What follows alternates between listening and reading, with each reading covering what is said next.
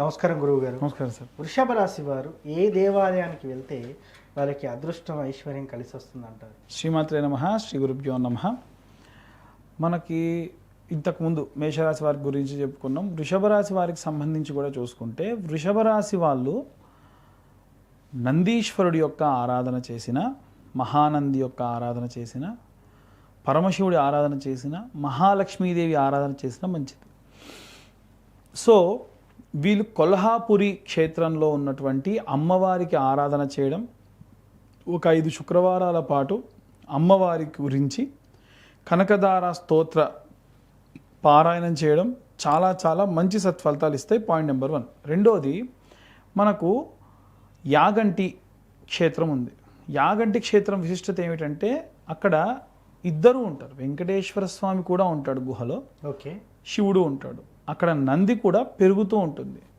So విశేషంగా యాగంటి క్షేత్రాన్ని దర్శించుకుంటే, కొల్హాపురి క్షేత్రాన్ని దర్శించుకుంటే ఈ రాశి వాళ్ళకు చాలా చాలా అద్భుతమైనటువంటి రిజల్ట్స్ అనేటువంటివి వస్తాయి. ఓకే, అంటే అక్కడికి వెళ్తే రిజల్ట్స్ ఎట్లా వస్తాయి అనేటువంటిది కూడా చాలా మందికి వచ్చేటువంటిది. అంతకుముందే మనం చెప్పుకున్నాం, ప్రతి దేవాలయానికి ప్రతిష్ఠితమైనటువంటి యంత్ర ప్రతిష్టతో పాటుగా గోపుర దర్శనం చేయాలి. మనం ఎప్పుడు వెళ్ళినా, ఏ క్షేత్రానికి వెళ్ళినా గోపురాన్ని దర్శనం చేయాలి, గోపురానికి దండం పెట్టుకోవాలి. అక్కడ వీలైతే పరిక్రమణ, ప్రదక్షిణ చేసే అవకాశం ఉంటే ప్రదక్షిణ చేయాలి. వీలైతే అక్కడ కూర్చొని మనం ఏదో ఒక మంత్రోచ్చారణ చేయాలి. శివాలయానికి వెళ్తే ఓం నమ శివాయ అన్న మంత్రం చదవాలి. విష్ణు ఆలయానికి వెళ్తే ఓం నమో నారాయణాయ.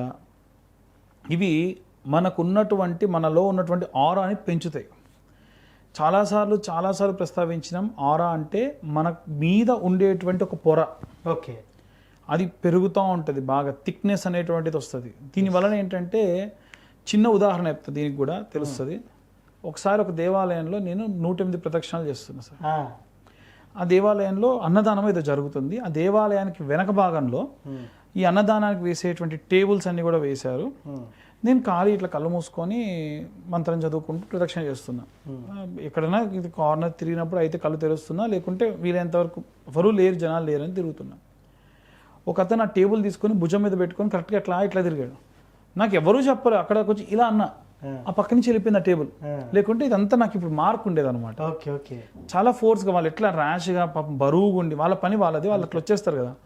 మరి ఎట్లా జరిగింది అంటే, ఆరా, ఆ శక్తి ఏమవుతుందంటే, దేవుడు మనల్ని అట్లా తప్పించేస్తారు. నిజం జరిగిన ఇన్సిడెంట్స్ చాలా ఉన్నాయి. దాంట్లో ఒక అతను కార్ తీసుకొని వెళ్తూ నేను ఉన్న కార్లో 120 స్పీడ్లో ఉన్న వ్యక్తి ఏమైందో తెలియదు, ఉన్నట్టుండి స్పీడ్ మొత్తం తగ్గించేశారండి. ఎంతకు 30 స్పీడ్కి వచ్చేసి ఉంటారు. ఎందుకు తగ్గిస్తున్నావు స్పీడ్ అని కూడా అడిగిన మేమందరం. ఏమో కొంచెం స్లోగా పోదాం అని అన్నాడు. విత్ సెకండ్ పక్క నుంచి లారీ వచ్చి ఇట్లా వెళ్ళిపోయింది.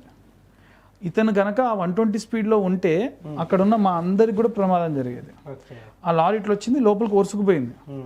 సో ఏమవుతుంది అని అంటే, మనం భగవత్ ఆరాధన చేస్తే, ఆ దేవాలయ క్షేత్ర దర్శనం చేస్తే మనకు ఆ రక్షణ అనేటువంటిది వస్తుంది దేవుడి దగ్గర నుంచి. కాబట్టి అది కాక మనకు యాగంటి క్షేత్రం కానీ, కొల్హాపురి క్షేత్రం కానీ చాలా చాలా విశేషాలు ఉన్నాయి అక్కడికి సంబంధించి. దాంట్లో అమ్మవారి యొక్క ఆరాధన చేయడం వల్ల సంపద ప్రాప్తిస్తుంది మనకి. చాలామంది సంపద అంటే డబ్బు అనుకుంటారండి. ఈ డబ్బు అనేటువంటిది పుట్టక ముందు నుంచి కూడా లక్ష్మీదేవి ఉంది. అవును, మనకు సంపద ఉంది. అప్పుడు సంపద అంటే ఏంటి? అప్పుడు బంగారం బయట ఆరేసేవాళ్ళంట.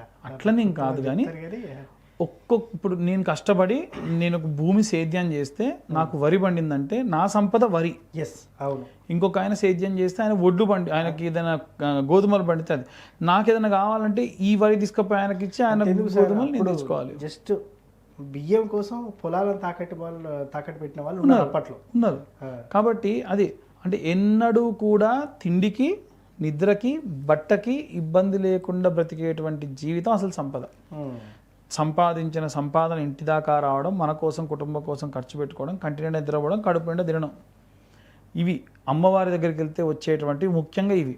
అప్పులు లేకుండా ఉండడం, అంతే కదా, అప్పులు తీరడం. అంతే. ఈ రాశి వాళ్ళు ఈ క్షేత్రానికి వెళ్తే ముందు ఏమవుతాయంటే అప్పులు తీరుతాయి. అప్పులు చెయ్యం మళ్ళీ. వీలైతే ఒకటికి ఇచ్చే పరిస్థితుల్లో ఉంటాం, ఒకటి దగ్గర నుంచి తీసుకునే పరిస్థితుల్లో ఉండం, ఇవన్నీ జరుగుతాయి. కాబట్టి కొల్హాపురి క్షేత్రం అదైతే యాగంటి క్షేత్రం శక్తిని ఇస్తుంది. మరి ఇప్పుడు ఇంత శక్తి రావాలి, శరీరంలో శక్తి రావాలంటే ఎక్కడి నుంచి వస్తుంది? ఇద్దరు వ్యక్తులు ఉన్నారు, ఇద్దరు వ్యక్తులు కూడా ఒకే పని చేస్తున్నారు, ఒక హమాలి పని ఏదో చేస్తున్నారంట. ఒకతను విపరీతంగా శివుడిని కేశవుడిని ఇద్దరిని కొలుస్తారు. పైనుంచి పెద్ద ఈ సిమెంట్ అంతా పైకి తీసుకెళ్లేది ఒక మిషన్ ఉంటుంది కదా, అది పడిపోయింది. ఆ కిందనే వీళ్ళిద్దరు ఉన్నారు. ఒకతను చనిపోయాడు స్పాట్లో, ఇంకొక అతనికి దెబ్బ మాత్రం తగిలి హాస్పిటల్లో పడి బతికాడు. ఎలా బతికాడు? శరీరానికి శక్తిని ఇస్తాడు దేవుడు. ప్రమాదం జరిగేది ఆపిండా, కానీ ఒంట్లో శక్తిని మాత్రం ఇచ్చాడు. సో భగవద్ ఆరాధన చేస్తే జరిగేవి జరక్క మానవు, కానీ మనం సస్టైనబుల్గా నిలబడేట్టుగా చేస్తాడు.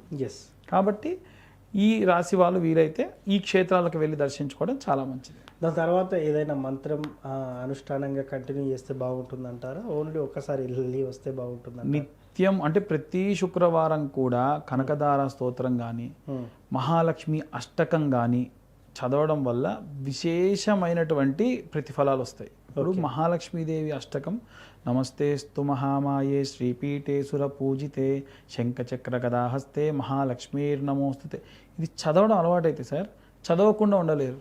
ఓకే, నేను చాలా మందిని అబ్జర్వ్ చేసిన, ఎటో పోయి ఖాళీగా డ్రైవింగ్ చేసుకుంటూ కూడా నమస్తేస్తు మహామాయే శ్రీపీఠే సుర పూజితే శంఖచక్ర గదాహస్తే మహాలక్ష్మీర్నమోస్తుతే అంటే యాదృచ్ఛికంగా పాడడం ఒక ఎత్తు అయితే వర్ణనలోకి వెళ్ళిపోతుంటాం మనం. అమ్మవారు శంఖచక్ర గదాహస్తే మహాలక్ష్మి నమోస్తుతే, ఆద్యాంతురహితే దేవి ఆదిశక్తి పరమేశ్వరి మహాపాపహరే దేవి అంటే అమ్మవారిని తలుచుకోవడం, నేను ఇన్ని పాపాలు చేసి ఉంటానో తల్లి తీసేసేయి అంటే మనం స్తుతిస్తున్నాం అనమాట అమ్మవారిని. సో అమ్మవారు ఏమవుతుందంటే మెల్ట్ అయిపోతారు, అరే నా బిడ్డ ఇంతగా అంటున్నాడు కదా అని చెప్పేసి మనకు ఉన్నటువంటి ఈతి బాధలన్నీ కూడా తీసేస్తారు. కాబట్టి చాలా చాలా శక్తివంతమైనటువంటి మంత్రము, అలా చదువుకోవడం మంచిది. దానివల్ల విశేషంగా జాతక సంబంధిత దోషాలు ఏమైనా ఉన్నా తెలియక చేసిన తప్పులు ఉంటే మాత్రం పోతాయి. వృషభ రాశి వారు ఏ ఆలయానికి వెళ్తే బాగుంటుందని చాలా చక్కగా వివరించారు గురుగారు. ధన్యవాదాలు.